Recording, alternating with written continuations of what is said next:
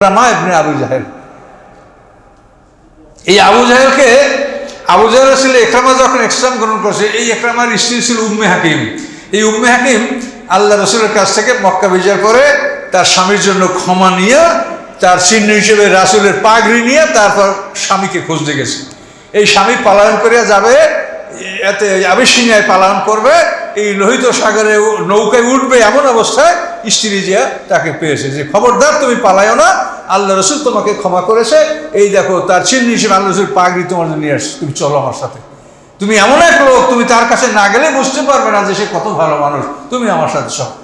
স্ত্রী কিন্তু এই উম্মে হাকিম ইকরামাকে নিয়ে আসলো এবং ইকরামা ইসলাম গ্রহণ করলো এবং পরে সে এমন দায়িত্ব পালন করেছে যে বহু যুদ্ধে সে মুসলমানদের সেনাপতির দায়িত্ব পালন করছে।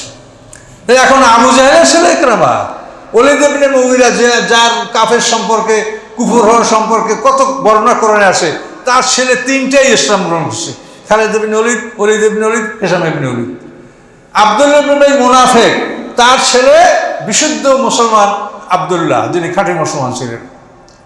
এই যে হানজালার পিতা, সেও কিন্তু মস্ত বড় কাফের ছিল, আবু আমের রায় হানজালার পিতা, যাকে ফেরেশতারা গোসল করিয়েছে। কাজে এই জন্য আল্লাহ বলেন যে আমি যদি অপরাধীকে মেরে ফেলি বা মেরে ফেলানো হতো, তো পৃথিবীর মানুষের বংশ বিস্তার এটা রোধ হয়ে যেত। কত বড় কথা চিন্তা করে দেখেছেন? আল্লাহ বলে যে পাপের জন্য, অপরাধের জন্য যদি মানুষকে পাকড়াও করা হতো, তো পৃথিবীতে মানুষের বংশ বিস্তার বন্ধ হয়ে যেত। এখন আল্লাহ বলেন আমি অপরাধীদেরকে মারি না, তোমরাও মারিও না। কি বলতে পারছেন?